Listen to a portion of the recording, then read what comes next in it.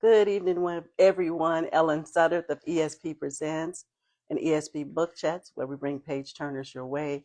Tonight, our guest is Doc Frederick, and we also have quite a few shows coming up. I'm going to invite him in just a moment. When his book go up, I'll bring him up. But we're going to bring him in today.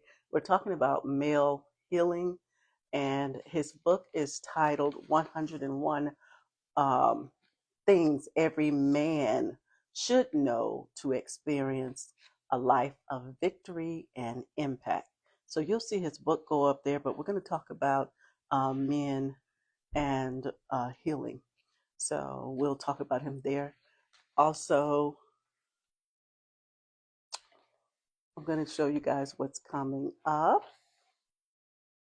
Tomorrow we'll have Kimberly Beasley back again tomorrow. That will be our part two. Part one, we talked about her and her siblings. What was it like for them growing up, talking about colorism and race. Tomorrow we're going to talk about family. What was it like being in the core of the family as it relates to racism and colorism?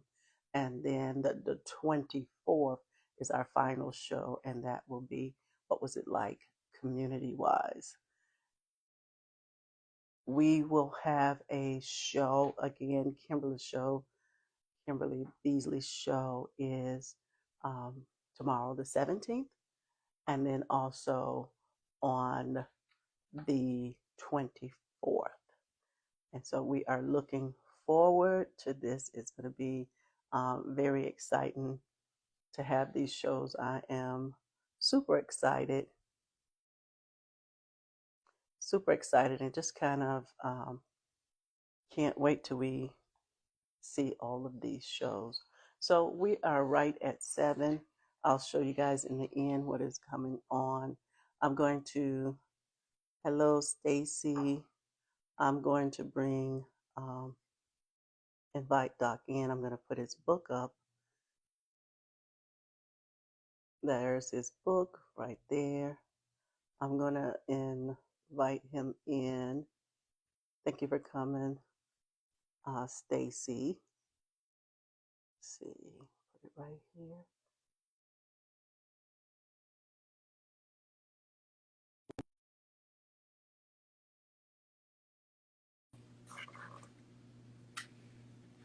And while we are waiting on him, let's see, he should get that invitation.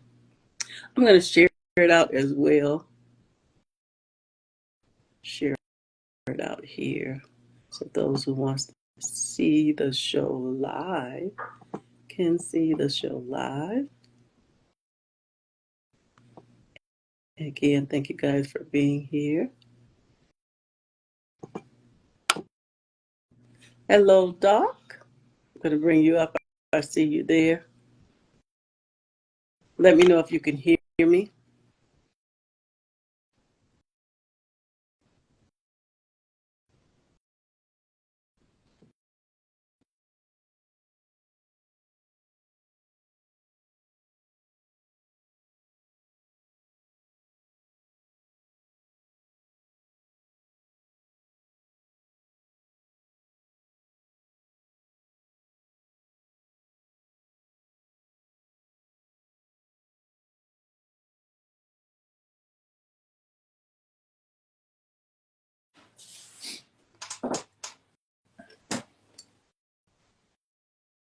Hey, Miss Ellen. I can't hear you yet, but What about now? I had the okay. mic on. Hello. Gotcha. Loud and clear. Yep, loud and clear. All Awesome right, I gotta raise sauce. my head up a little bit. I'm like at the top of the. All right. Awesome. So while you're doing that, thank you guys for being here. I see some that are in the queue. Tonight, our guest is Doc Frederick. His book went up just a moment ago. He's the author of 101 Things Every Man Should Know to Experience a Life of Victory and Impact. But we're going to talk about the urgency that he wanted to talk here about men. But before, let's see, are you getting feedback? I'm getting a little feedback. No? I'm good. Okay. So before we get started, tell the folks who you are, what you do, because now you're also in writing, have some people under you, which I'm so super excited Yes. about that. And also, we will get, after you do that, we'll get into the urgency of men healing. So let's Yes. get started. Hey, Miss Ellen, I always love being around you. I love you having me on your show, and it's always been good. You always take care of us authors. I appreciate that. From the bestsellers to the newbies to the in-betweens and everything. So I appreciate that, and I thank you for what you do. So my name is Dakina Frederick. My first name is Dakina. My mom is from Liberia, West Africa. Everybody calls me Doc. Just like it sounds, Oh, I'm Doc. Like sorry, Doc. I'm sorry. You're breaking up. We're hearing pieces and we want to hear all. So I don't know what we need to do. Do we need to come back up? We there's some broken pieces in this conversation. okay, is that a little bit better? Yeah, that's Okay. better. Okay. I got off my network here. So again, I'll start over. My name is Dakina Frederick. My mom is from Liberia, West Africa. Um, my nickname is Doc, and I'm currently, wow, a lot of things. I think the biggest thing that I'm really grateful for is that I'm a child of God. I'll just say that up front. I'm grateful Mhm. to be saved. I'm grateful to have God in my heart, and to have Jesus as the Lord of my life, and to have a personal relationship with Him. So if nothing more, I've got everything in the world because I have that. So that I just want to say that first. And then, I'm currently helping. I help first time authors write and publish books that change lives. And most of them have had a book that's been a dream of theirs that's been stuck in sideline for way too long, and they're at the point where they're just like they just know that there's this call for them to write books. And of course, I'm still writing. Just earlier this week, the Lord said, just gave me two words. He said, "Write, Doc, write." He wants me to write more, and so I'm taking time on my own as well to sit there, to listen, to write, and see what He has for me to give to the world as well. So Awesome. that's a little bit about what's going on. And then it's actually pretty funny because I accidentally, inadvertently started a coaching program for men, which I had no idea was going to happen. But I can tell you a little bit more about that. But that was definitely not in the plan for 2025. But God knew it was, and He opened that door. That's awesome. And that's what we need now because we have a lot of fatherlessness and things like that. So I want to ask you, you said just a highlight a little bit ago. And so the urgency of men to seek healing, how did that come back? And you said not only just to seek healing, but to stop cycle of generational Oh, issues. yes. So what was that Mm. call for you?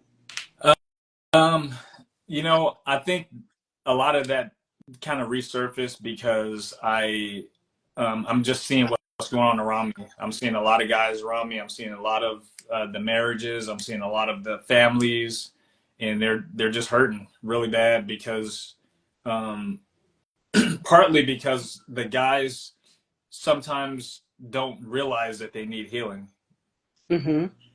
Mm-hmm. and sometimes it's almost like if you got a broken, maybe you had a surgery at some point, and maybe you have like a limp, so you kind of turned it into something. You're seeing these guys that walk like Mm-hmm. they kind of put some swag to it. They have a little bit of style, like, so it doesn't look like they have a limp because they've covered it up, they've masked it. But it comes to a point where the mask comes off, Mm-hmm. and when it's not dealt with, and if it's not dealt with, then it becomes an even bigger problem. And that's what I see. That's what I see it happening all around. It's really tough to see. I want to say because I can't talk about any other culture or anything like that, but I do have a son, and my husband is in our lives, in his lives. So I'm not real close, but I can see like societal things and that are happening to Black men. And my question to you is, systemically so, how we as people of color, especially with our Black males, we tend to have this the talk. The talk meaning how to move about in society as a Black man.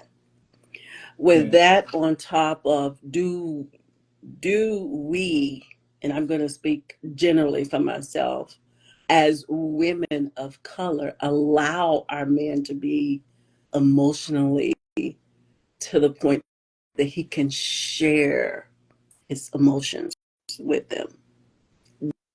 Do you think that could be part of a block right there? Because we see you, and I'm like I said, I'm gonna speak for myself. We, we see you as strong. We tell the little boys, get up, don't cry. Boys don't cry, those different things. And so you have daughters, so you can have that softer side of you. And I'm sure there's a moment where there's a little toughness. But speaking for yourself, is that a byproduct of some of the things why men cannot participate like women? They can say, oh, she's just a broken woman. Oh, she's having some trauma. But we don't really spell it out for the men. Yeah. Yeah, I hear you on that. And I think what happens is you've heard the expression two wrongs don't make a right. And so Mm-hmm. it's almost like you're putting two people together who are unwhole, unhealed, and they're trying to figure things out. And in some instances, trying to figure it out without God, without any roadmap, without any mentorship, without any type of anything, having never seen an example. And then when you just talk about on a basic fundamental level, as far as like how people live, um, just from the standpoint of economically, in the sense that, hey, I got to pay bills, I've got to do that, and then with the cost of everything rise, I'm not blaming it on any particular thing, but I'm just kind of painting the picture, with the Mm-hmm. cost of everything rising, in some communities, even more than others, where there's a single parent home, where that single parent mom, that type of thing. But back to what I'm saying is that, just on a basic level of survival, people are just saying, hey, how can I pay my bills? How can I do this? How can I do that? They're stressed out. They've got, all these things going on, but there's a need to have a mindset of growth and of learning. And then even beyond that, it's like, okay, well, everything that I see around me this is kind of what the norm is. This is kind of how people deal with things, and this is just kind of what we do. This is just how we operate. And I think that that's not a good way to live, because you just remain. It's just recycling the same habits, the same Mm-hmm. things over and Mm-hmm. over. I will say, on a deeper level, as far as your question, when it comes to how women respond, or whether or not there's an open door for men to be able to express their emotions, or whatever they're dealing with, Mm-hmm. do they have that ability? um, I'm gonna say no. I'm gonna say no, and I say that from a healthy place, right? The from a heal, I'm still on the healing journey myself, but I'm saying that from a healthy place, Yes. not from a place of like, well, and I've been in that place too. Like, well, you know what? The people are, I felt I had a point. Um, Even a couple years where I don't know if you know this, but I think I told you a little bit about it. But my wife, she was diagnosed with two things that are pretty serious, like Graves' disease and hyperthyroidism, at the same exact time. Mm. And a lot of times, oh yeah, Lyme's disease and all that. So a lot of times, even one of those things will just completely wreck someone. But in her instance, she had she she's fought for her health for so long, and when I say fought for it, she did a lot of preventive things, like she exercises. You know, she'd be that woman at 7 o'clock in the morning. You look out in the backyard and she's running. You know, she's eating healthy. She's trying to take care of our family. So even though she couldn't necessarily avoid what happened to her, it didn't take her down. And matter of fact, by the grace of God, she's on the path to recovery. Most of her levels are back to in the green. Only a couple of things we're working on. And a lot of that has to do with her taking care of herself. During that period of time, we sent her away for about a month and a half, almost 2 months. So it was, you go from a double parent household to like, hey, dad's got it. Like he's taking the girls to camp and cooking and doing all the everything. I still did some of that stuff, but I'm just saying, like, you're doing both roles now. So now you step into that. And it was extremely hard for me because I just launched a business. I was homeschooling, doing all of it at the same time. And that was a really big change. And then to see her go through that and just to have that weight.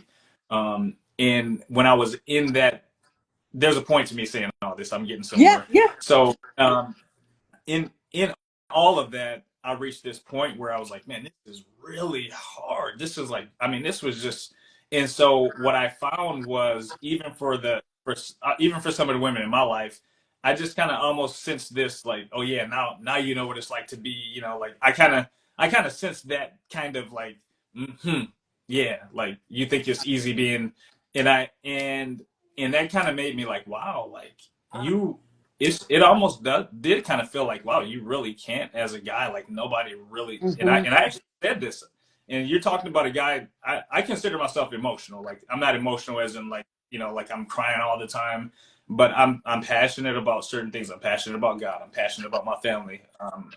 I'm somewhat patriotic. I get passionate about certain things. Served in the Marines and all that type of stuff. So I get a little bit choked up sometimes when I hear the national anthem, stuff like that. Yeah. But I just found myself in a place like, wow, it really. Now there were some lies that got in there about like, oh well, nobody really cares, that type of thing. You got to kick those things out. You got to kick those out. But truly, what I discovered is that people actually really did. They just didn't know how to deal with someone who was actually expressing in a very transparent and truthful way how they were actually feeling. And so I actually find that a lot in my life. Like the people, sometimes they don't expect me to actually, not me necessarily, but sometimes people don't give those answers like, hey, how you doing? Like, hey, it's actually kind of rough, So I'm kind of the person that would actually say things like that may that others might not necessarily say all the time. And that kind of throws people off. They don't really know how to handle it. And so I think that's what it was in my instance. It was that, people just didn't really know how to handle that coming from a guy, like, and guys we are expected to be like, hey, toughen up, that type of thing. And so that's what you do. You toughen up, you keep going, and then that type of thing. As a dad who has girls, I to speak a little bit about what you said, about like kind of, because I have girls, kind of being soft. It's actually the opposite for me. I'll tell you why. Because before I had girls, I was like, oh, I'm going to be really soft, really. But then I saw my wife go through 30 hours of natural labor. She didn't take a single anything. And I guess at some point it's just too late, but she was all in. Like she could have said, hey, no, give me that epidural or whatever it is, like, Yeah. And she could have said that, but she said nope. And she ended up being in labor for 30 hours. And when I watched my wife in labor for 30 hours, I said to myself, my girls are going to need to be tough because one day they're going to have to go through that. And so my motto as far as a dad is that I want my girls to be sweet, but tough. Sound just like what my dad. 8 girls, 3 boys. He said he wanted us to be strong, and at the same time, he wanted to make sure that we had that strength because we were gentle. And just what you're saying, and like you say, as it relates to the answer, it showed me all in there. And then your wife, I met your wife, there's none like, there's no more like her. You guys, age group, there's none. Yeah. God bless you with the best. Thank you. Yeah. Homemade food, taking care of the family. And I can imagine when I ask, where can a man go to express his emotions? And from talking to you different times, I believe you can lay on your wife's shoulder and she will allow you, give you that space to go ahead and talk about those emotions. I believe that. So for that, some people can't, married or not, express those emotions. And I want to ask you, how did you overcome the implications of fatherlessness? How did you overcome that? That's good. Thank you for asking that question. That's a um, so fatherlessness is a real thing, and I can tell you that I first of all I had my dad was an amazing, phenomenal man, like just I mean just top notch kind of guy. If someone is like kind of from uh, maybe in their 50s or 60s, you would probably know who Billy D. Williams is, like Oh, you know yes. back in the day. So that that describes kind of who my dad is as far as like that type of charm. He's got a lot of charisma, amazing personality, and and we've talked about it before, but he lost his first son. Mm-hmm. His first son was killed in a car accident by a drunk driver who was driving the 18-wheeler, and he ran into the car, and his son was the only person that died in that car, and he was 5 years old. And from that time and afterwards, my dad, he just struggled to find faith. I believe, toward the end of his life, that he might have, just based off of what I think, but he did struggle. And at some point, when you look at a broken family, at some point there is a missing piece there. You look at a house, if it's falling or there's something cracked in the foundation, it's going to show up somewhere else down the line. And I think that just so much happens with fatherhood. I think that identity is super important. I think fathers have a responsibility to help shape their children's identity of who they are Mm-hmm. and how they perceive themselves, how they show up in the world, confidence type of things. And I think when that's missing, you'll have where you can have one of the most beautiful women in the world, and she thinks she's ugly. Why? Yeah. Like, why do you think, Yeah. why? And I'm not asking this in a judging way, but I'm just saying, what is it that would cause somebody that we know that there are a lot of things, Mm-hmm. but um, in some instances, at the root of it, and I've talked to women as well that have expressed that, hey, I wish my dad was there for me. I wish he would have been there for me. And so they're literally even searching and looking. You even have women who will marry somebody that's 20 years older than them because he gives them this kind of strength, source of strength and Mm-hmm. security, almost like a father figure would, that type of thing. So this stuff it's real. It really does happen in my life. I consider that I had a good relationship with my dad, growing up. However, there were times where, I'd be sitting by the window waiting for my dad to show up, and my mom would be like, "Hey, I don't know if he's coming." Like, and I'm like, "I know he is. He said he was coming." And so I'd sit there, I'd fall asleep, nodding off, and I would sit there for like hours and hours, and my mom would be like, "Doc, why don't you eat something?" I'd be like, "No, he said he's coming." And so I never learned I don't know why I never learned my lesson. This happened like over and over and over. I could just keep going, but there was just something about that childlike faith. The Bible talks about Mm-hmm. having childlike faith. I had that childlike faith. Like if my dad said he was going to be there, I don't care about anything else he said before. I knew he was going to be there, and so that didn't happen. And so for me, how I that there's if I tell you my story, I could lay it out like I'm a victim and I'm just all these things, or I can also lay it out in a way that says, hey, you know what? I took everything that happened, I took everything I saw, took everything, and I learned from it. I use it as something that that helped shape me for good versus something that took away from me and took away from my family. So I personally chose to say, okay, you know what? There's some things that I like that my dad did. I Hmm. love. Hmm. He was always teaching me. He was always giving me some type of life lesson, even if it was something small, like we were walking down the street and we would walk past. And I remember one time there was a lady walking down the street. We spoke to her. He spoke to her, and she was looking down the whole time, and she never looked up. And he said, "Doc, um, do you see what just happened?" And I was like, "No." He was like, "Well, did you notice that when she walked by, she didn't actually look at us in the eye?" And he said, it could be because maybe she doesn't have confidence or whatever the case is, but you want to look people in the eye. So it was those little small things, he would teach me how to shake someone's hand, like different things like that that made. Mm. And so even though he wasn't present, he was present enough to make a positive impact in my life. And here's another layer of that I want to mention as well, that I think both of my parents were, even though they were separated, even though they weren't still together, at no point did I ever hear one person talk bad about the other person. Love it. Love. And what that did for me is my mom, she could have said, you know what, you know, I've experienced hurt. You've hurt me. You've done these things. Therefore, you have no access to my child. Had my mom done that, I would be a different person today. But So true. she didn't do that.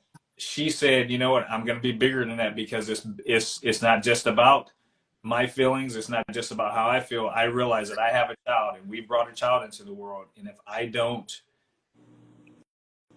do this in a healthy way for this child, then it's going to make a negative impact." And because she chose to do that, and because he chose to do that, he was in love with my mom. I mean, he had the best thing going, like.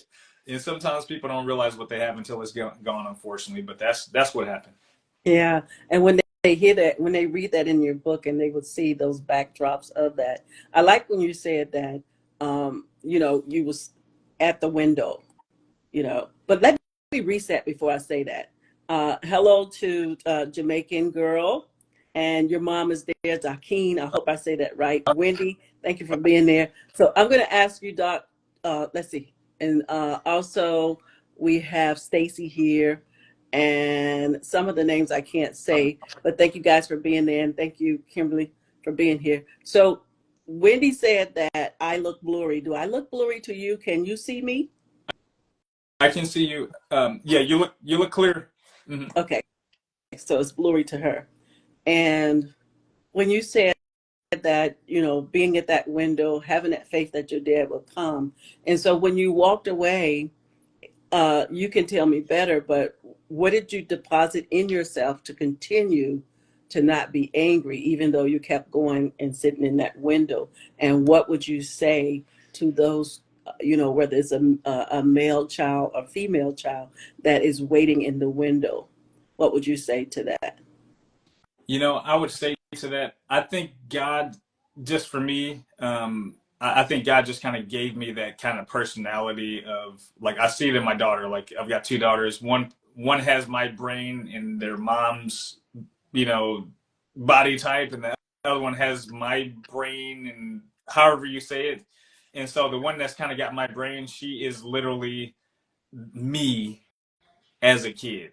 And so I Yes. feel that just overabundance of, like, oh, I've just got to be with dad. Like, I just want, like, it's just there.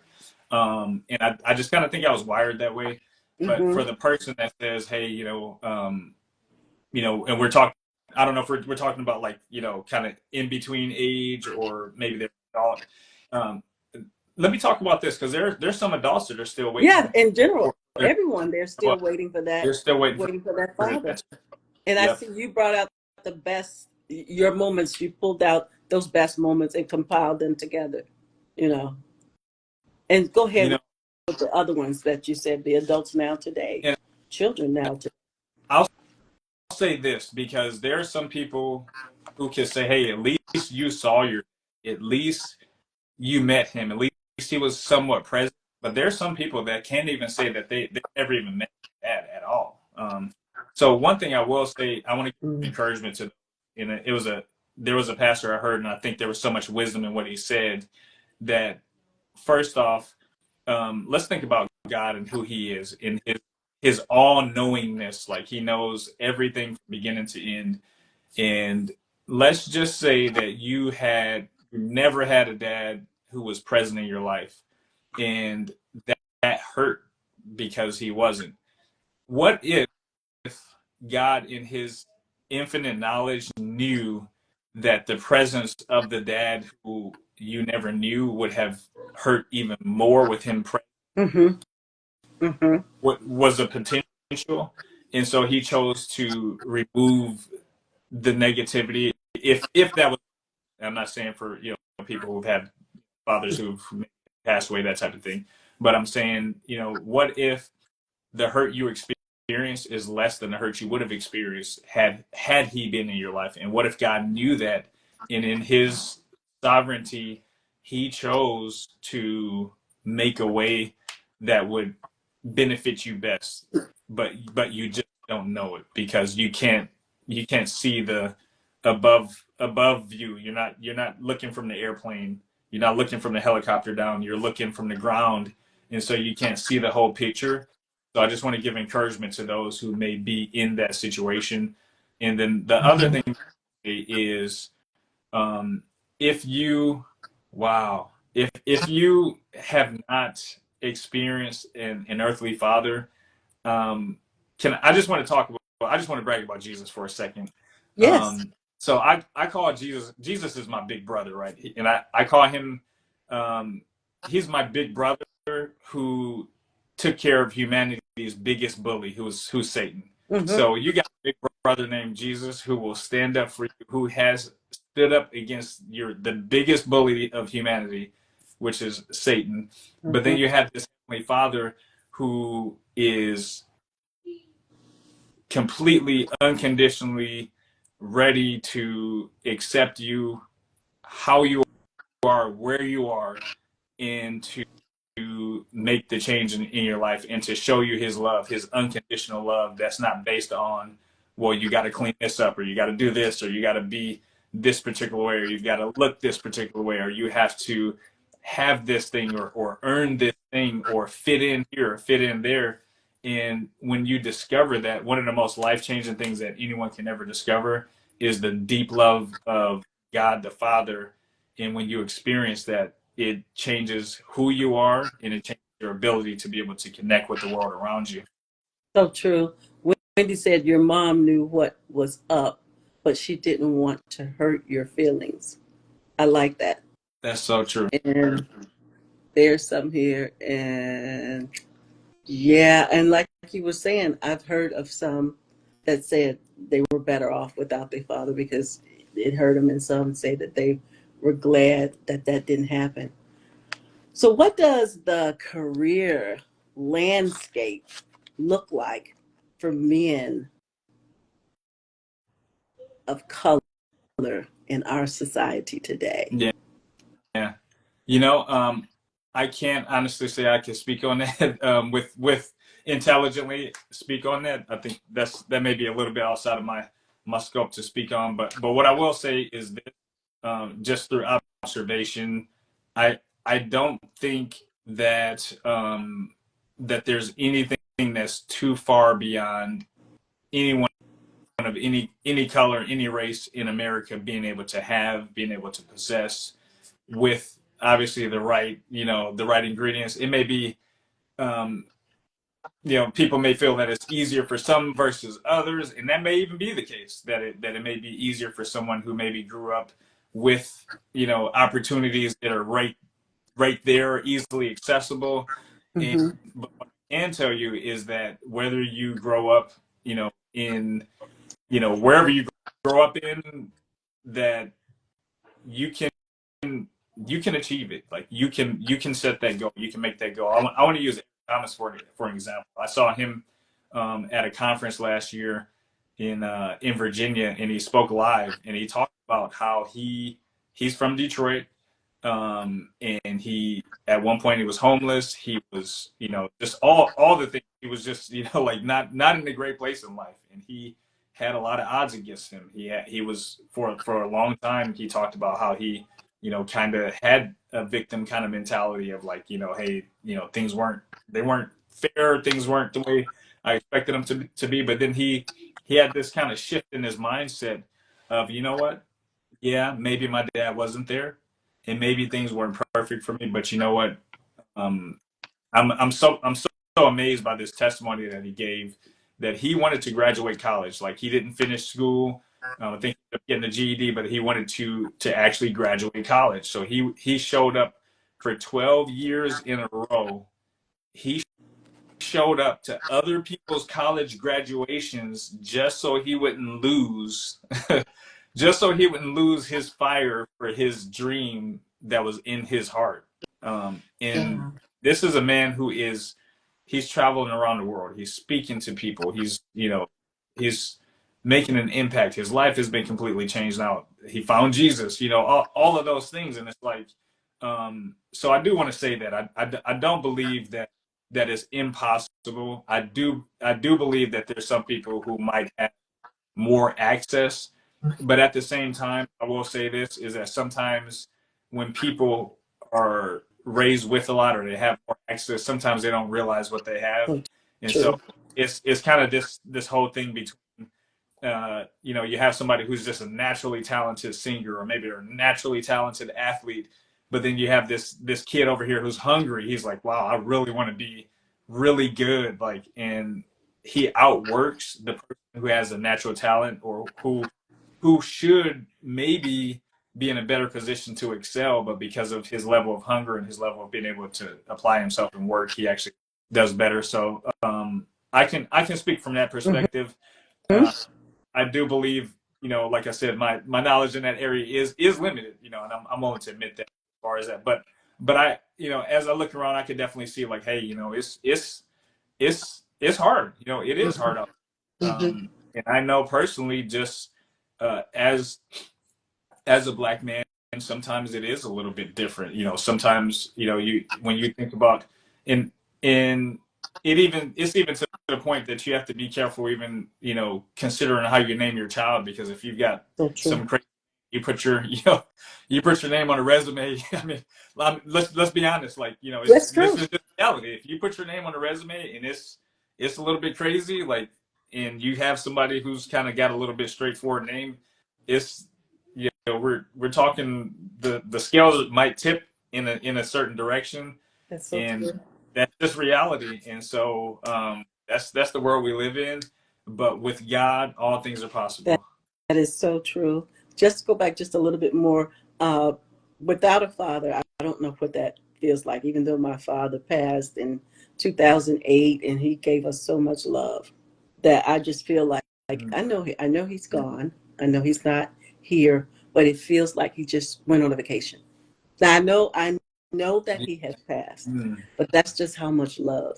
It's not, to think about him. It's not. Some people cannot make it through the rest of their life because they're grieving so much about the loss of a parent. So my question to you is, as a male within your own wheelhouse, when it comes to fatherlessness, should it negate the man, his path toward being a father, or his path toward just being a man journey through life?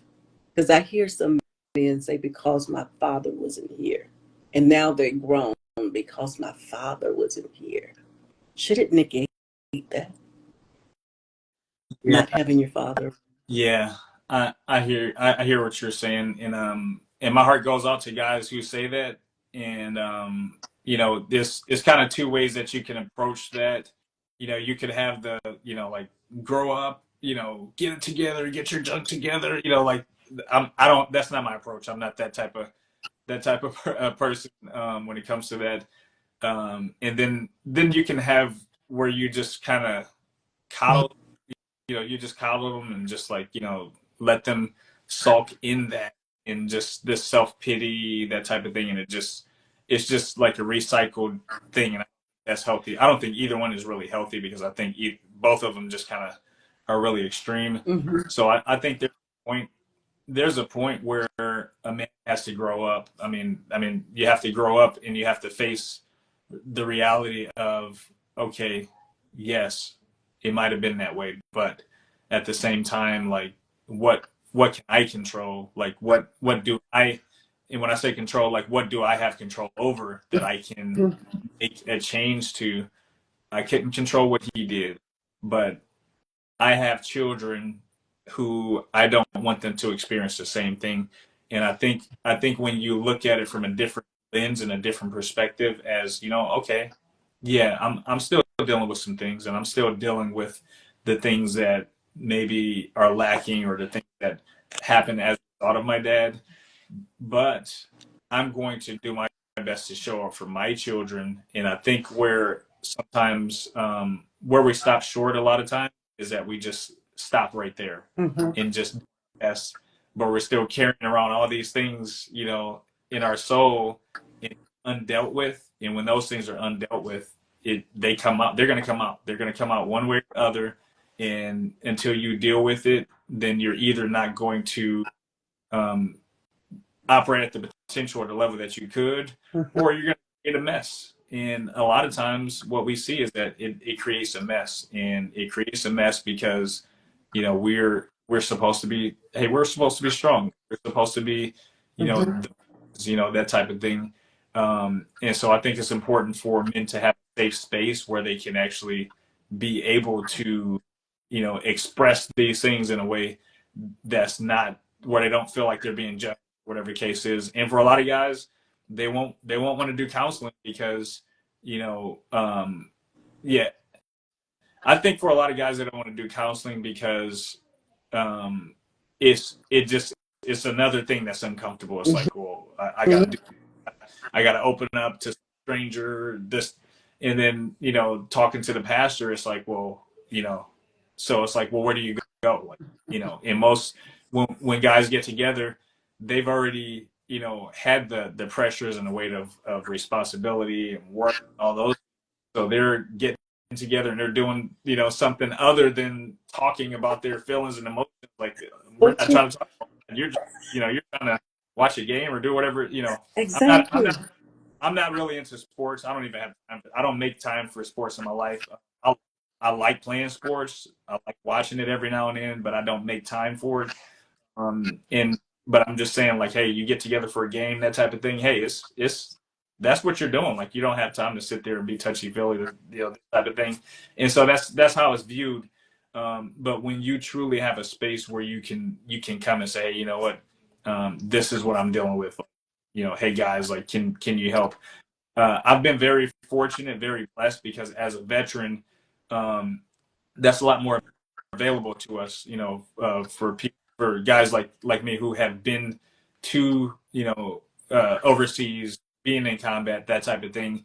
You Mm-hmm. know, there's a connection there where we can talk and say, hey man, yeah, I experienced this, and you can just automatically connect with guys on a deeper level like that. It does open up the door to be able to do that. So what I've personally seen, I've seen some of the toughest guys are actually some of the guys that will open up with their emotions and those type of things. Surprisingly, but that's very true. That's awesome. I like that, having that man talk. What triggers the healing process and enable the man to develop a more healthier um, self? That's what I would say. A more healthier self to even come forward to even present the idea of a healing process. Yeah, I think I think there's a couple of things it boils down to. If I could boil it down to just one thing, it would be love. And here's why I say that, because you may not want to do it for yourself. You may feel uncomfortable. It may be uncomfortable. It may be something that's just like, I don't have time for that. Like, you know, but if you love the people around you enough, you'll do it, even if it's uncomfortable. Even if you don't want to do it, if you love them, you'll do anything. And for most guys, most of us, most guys will jump in front of a bus or take bullet for a family member, that type of thing. And yet, when it comes to dealing with these type of things, whether it's trauma or emotional, whatever it is, I think that it's not really viewed in the same light that, hey, I'm actually like stepping out there and I'm putting myself in a position of protecting my family. Mhm. Mhm. And I think that's one of the key things.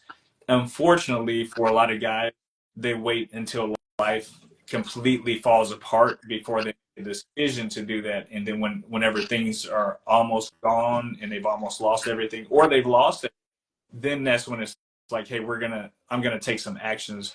I highly encourage guys to take action before that ever even happens. And I think that um, it's wise to do that. And also, um, as far as the actual healing itself, I think one of the biggest things is awareness. Mhm.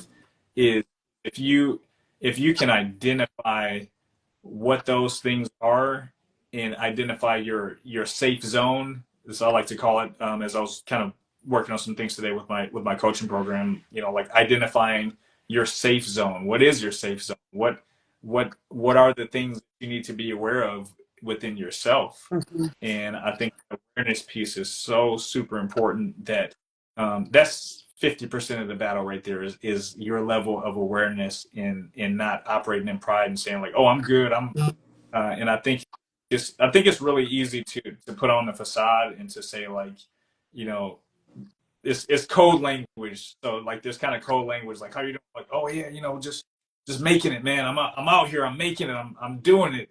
But really, you're not. You're That not is, doing it. You're not ooh, that making it. is so You're falling awesome. apart.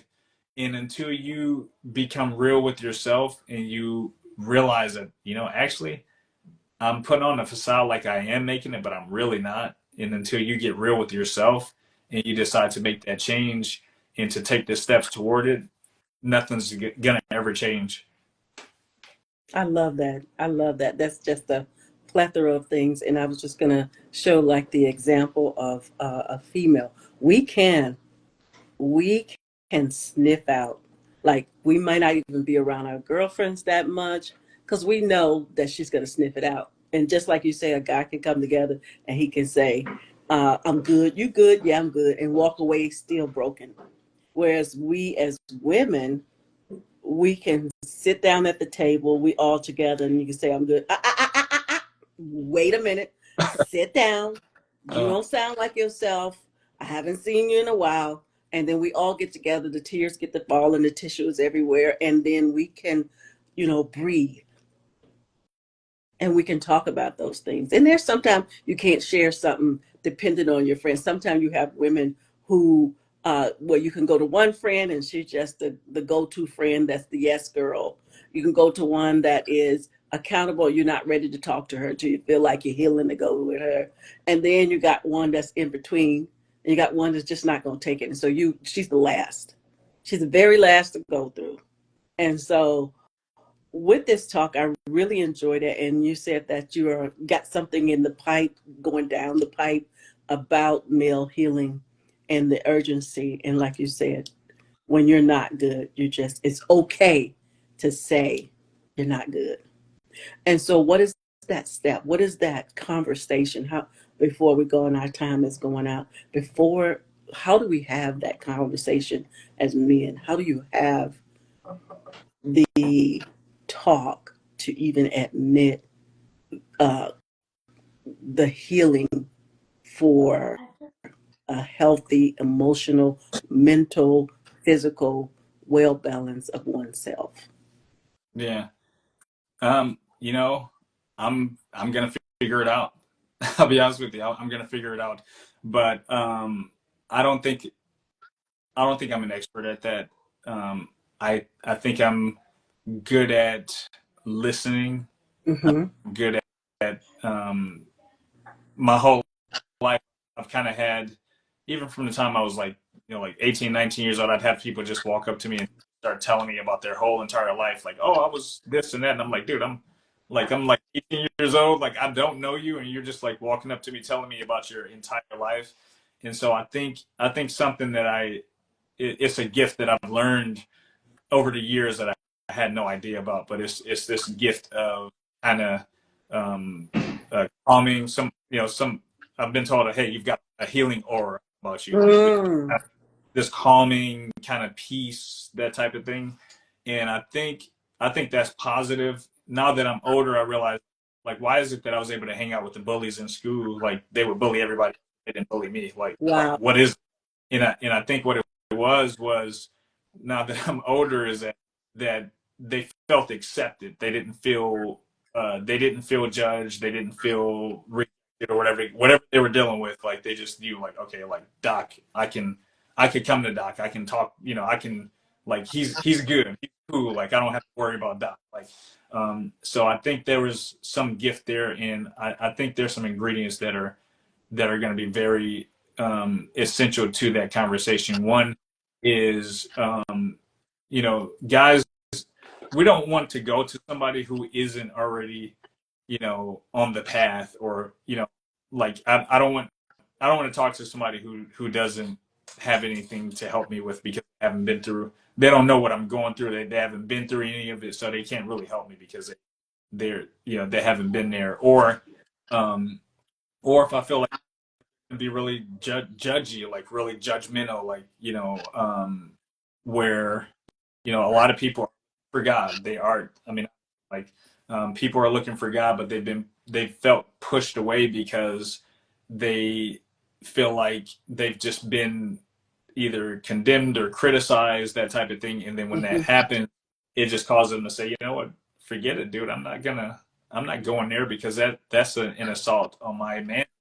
That's a disrespect to me. So then they don't go to sometimes the places where they can get healing, whether it's counseling, whatever it is, right?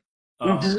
I think that's important, is um, coming to the table and knowing, like, hey, there's somebody that you're talking to who can actually understand what you're saying, hold space for you that's safe, that can allow you to actually express what you're going through without bringing a hammer down on you and saying, like, oh, you're just the worst, you're just up, and then just adding to whatever it is that's that's keeping them stuck. So I think those are just some of the ingredients. And then, as far as the conversation, some of the best ways to have those type of conversations are in a recreational capacity, where guys are out on the water, or they're hiking or whatever, and then you stop and you're camping, and you just have these deep conversations, like they just happen. And I think that can happen even more when it's intentional. And so there are programs out there that do that bring guys together, and, like, hey, we're going to go camping, or we're going to go on a boating trip, do this, and then it's done for the purpose of, kind of like recreational therapy, if you will. And I think guys do a whole lot better in that type of activity based thing, versus let's sit here and get a cup of coffee and talk about our feelings. Like, that's not the way guys are wired. And so, That's so true. oh, and so if you reach men, you have to reach them in a way that is going to be effective to them. And I'm not saying guys can't find healing any other way, but what I am saying is that it's not completely hopeless. And I'll be honest with you, like a couple of years ago, I was like, for the last several years, I've been trying to mentor guys and just different things like that. And I've been fortunate over the last few years, where I've had, just one assignment, just one guy to pour in for that year. And then the next year I got another guy and I pour into him. So I've been fortunate to have that over the last few years. But prior to that, I just felt like, man, like, the guys just aren't they just don't want it. I just felt like that, Hmm. um, that they don't. It's just, it takes some work. It takes some Yeah. trust, type of thing. And also knowing that you're not going to be someone who's going to, either try to misuse the information, Yes. not to spread it or whatever, but that to try to use it in a way to gain power or control over this. Like, so these are some really real things that happen, that go on. that guys think about. And I think having that place, that space to be able to go and to be able to get the advice is very healthy. It's so true. I know that my husband and I were in Vegas, and it's a really like huge casino, and we happened to see a guy who my husband he I was going to the restroom. He was waiting on me. And then the guy came out from where I guess they were betting games or doing whatever they were doing. And my husband was just standing still. The guy came. It was a white guy. I just want to say that it doesn't matter what color you are, but it really meant a lot in this sense. So the guy, he walked up from where he was in the arena where they playing cards, whatever it was, and he walked to my husband and he told him, "You remind me of a coach when I was younger. This coach talked to me, and you remind me of it." And my husband said, "I am a coach." He literally cried. The man was in tears. And he said, "Thank you." He said, "Had it not been for his coach, he wouldn't be here today." And he was saying how the impact of coaching is not Mm, just it's not just coaching. yeah, So the man, it was like, you know how you guys are standing together. It's almost like I want to give you the hug, but I know you don't know me, yeah, but that was the impact. And so when I came out and I seen them talking, I see, because my mom is deaf, and so I know yeah. body language. And I saw the Mm, body language, and then my husband told me what's happening. And then I'm like, you should have gave him a hug. That's like, you should have gave him a hug. And he was like, well, oh, we cool, we cool. And then they just walked away. Here is a grown man wow. saying that inner child growing up, Mm, a coach saved his life. And wow, here, my husband, who is a coach, looks like a coach to him. And he had wow. the impact to walk out to him. That was a great impact. Just standing there, looking like a coach and is a coach. And so, coaching, we know that sports, probably Yeah, every sport, is a plethora of single parents bringing their children, their sons, you know, there, and then they get a lot poured into them. To this day, my husband still, some of them are, he had quite a few generations. Some of them are in their 20 plus. They have children, and when they see him, thank you, wow. Coach. How you doing, Coach Frank? They'll be in the mall or something, they're running. And so I can see through those avenues of me talking right now Yeah, that is very a great impact of a man who is can move about, loving on his family, and also be that man that can help out within his community. That's what I that's call a good yeah, man. Can take care of his home and also bring assets to the community. that's awesome. And so I thank you for being here. This time had really flew really fast. What do you want to say to those men, young men, teens, preteens, and those adult men that might be still hurting inside, the little child in them eagerly waiting for their dad at the door, or trying to be a husband and just don't have the tools to be that husband that he so longed to be? What would you say to those folks as a takeaway? As a takeaway, I would absolutely say find a man. Find a man. That would be my three words to use. Find a man.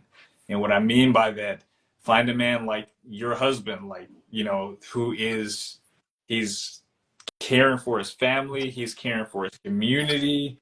And if you are leading inside and you need like a tourniquet for your soul, basically, like Mm. a man, like you need to find a man who can help you. And if you look around to your left and to your right, well, this is left, it may look different on the screen, but to your left and your right, if you look around and you don't see someone who's any different than what you've known, then you might have to look outside of that.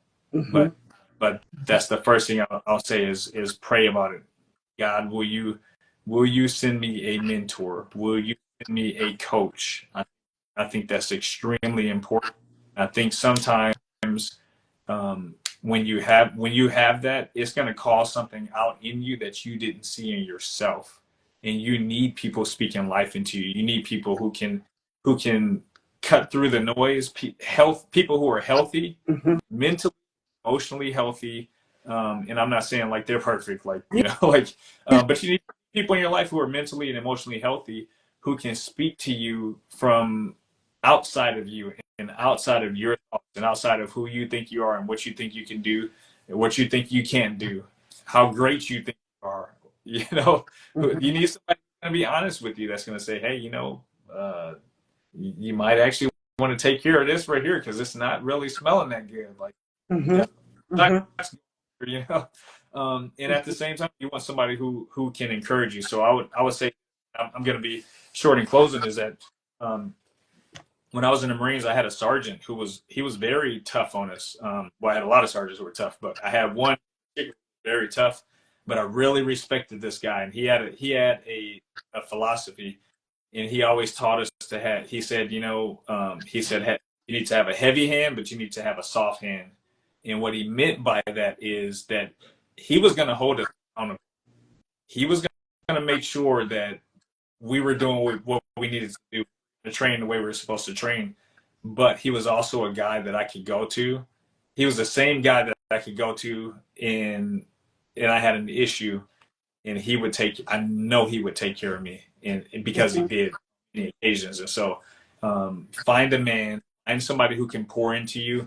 I've just, like I told you, I just accidentally launched a coaching program. So if there's anybody who's watching and you're just like, hey, I think I want to reach out to you. I need some help.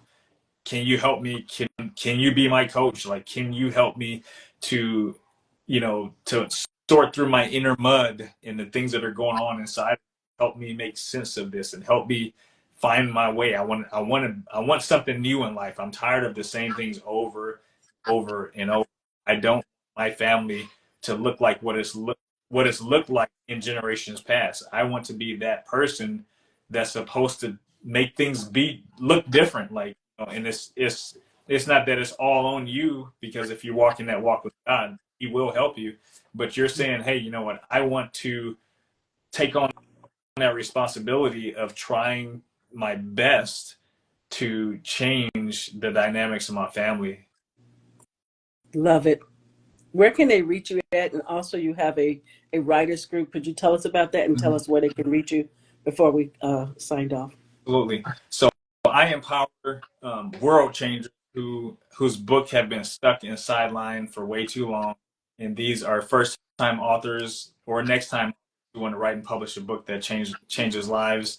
I've got a group that's launching one-on-one coaching, and I work with you personally to craft, just completely draft your story, get you all the way to the point where you're literally holding a book in your hand. You hit the bestseller list. You got a book that you can stand on stage and talk to people about. You got a book, show up on podcasts, do all the things, all the things. So I walk people step by step through that process. And it's an amazing process when I see someone and they've hit bestseller and they're like, hey, it worked. I've got people calling me to speak on stages. I've got churches calling me. It happens. Like, Yes. it's not a happenstance. People love talking to authors. They love, it opens the door for so much. So yeah, I've got a group and it's called Empowered to Publish. It's a 90-day program where I'll walk you step by step to get your first draft finished and done. Whereas some people, they've taken, decades and it hadn't been done yet, but they've wanted to do it. I can help you do that in 90 days. And if you want to go the entire process and publish your book, we'll do it in 6 months. And so I've got individual as well as group coaching available for that, and you can connect with me on my website, www.dakfrederick.com. So just you can look us in bio on Facebook. It's on my Instagram, and supposed to launch a YouTube channel called Empowered to Publish. It's still there, so you can look me up there as well. But easiest way is to connect with me on my website or Facebook. Thank you so much. Have an amazing night. Enjoy your children, your family, and tell that amazing wife of yours hello. I sure will. Thank you so much for You're having me, Miss Ellen. So, welcome. all You're right. welcome. All right, good night. Thank you guys for being here again. That was Doc Frederick, a plethora of things he has going on. I cannot wait till he get a chance to lunge the things out, the urgency of men, to have those talks about manhood, about just men issues. And guys, get ready tomorrow. We'll have Kimberly Beasley tomorrow, the part two, The Family. And her book is titled Searching for Me. It's a children's book about colorism as well as racism. Guys, if you look at the replay, you can see her sister and her, they both diligently, passionately talking about being of mixed race lineage and the things they endure. I'm not going to keep you guys much longer, but stay tuned for our other shows. I just want to show you guys real quick who we have coming up. Um, we will also have on the 23rd Suzette Perkins. This is her book here. We're going to do part two. This is part two, which is Black Diamond, and the other one is Fallen Leaves. So we're going to talk about that, and that is going to be the 23rd of this month. And stay tuned to Master Sergeant Clayton Arlen. He's going to come up. His book, he grew up in the Deep South and saved by many angels. That is his book there. So you guys are going to be hearing this. This is a 3-night story. And the last night, if you guys be in there, you're in for a treat. So this is going to be on Facebook. I'm saying Facebook, but we shared it on Facebook and everything, but this is going to be an Instagram talk. I want you guys to get ready. February is going to be coming real quick. We do have a show. It's going to be Jacqueline Mitchard. We're going to talk to her. I don't have a book here. It's the deep. It's my book is coming in soon for her, but it is the deep end of the ocean. It's about a disappearing child, and she's a New York Times bestseller. Also, when she come on, this is going to be the 30th. She's going to do some giveaways. Everybody like giveaways. So Jacqueline Mitchard, she will be here on Instagram. So stay tuned for that. And our book club will be discussing our book, but it'll be on TikTok. And it is The Queen of Sugar Hill, and that is Rashonda Tate Billingsley book. We are enjoying that book. Mark your calendar for February 4th. We're going to talk to Kimberly Lawson Roby. This is her vintage book, A Deep Dark Secret. I like doing her vintage book, her standalone vintage book. And we're going to talk about this one here. So if you have this on your shelf, hopefully, yep, I got it right side up. If you have this on your shelf, pull it out. She'll be here live February 4th, and that's a 10 a.m. Show. The other shows is an evening show. You guys have an amazing night. Thank you for being here. I really appreciate you all. Thank you for sharing, swiping, sharing. We do our shows here. We have Tuesday and Thursday shows when we do the show. But you guys have been amazing. I really appreciate your time here. You do not have to be here. And stay tuned tomorrow at 7 p.m. Eastern Standard Time, and is Central Time, 6 p.m. We will have the very, very beloved, I'm already loving her, Kimberly Baisley, and her other two sisters. And the talk is family, family. We'll see what they went through with this racism, colorism thing as being mixed lineage. You guys have an amazing night. Thank you as always, Ellen Sutter, the ESP Presents, an ESP Book Chat where we bring page turners your way. Good night.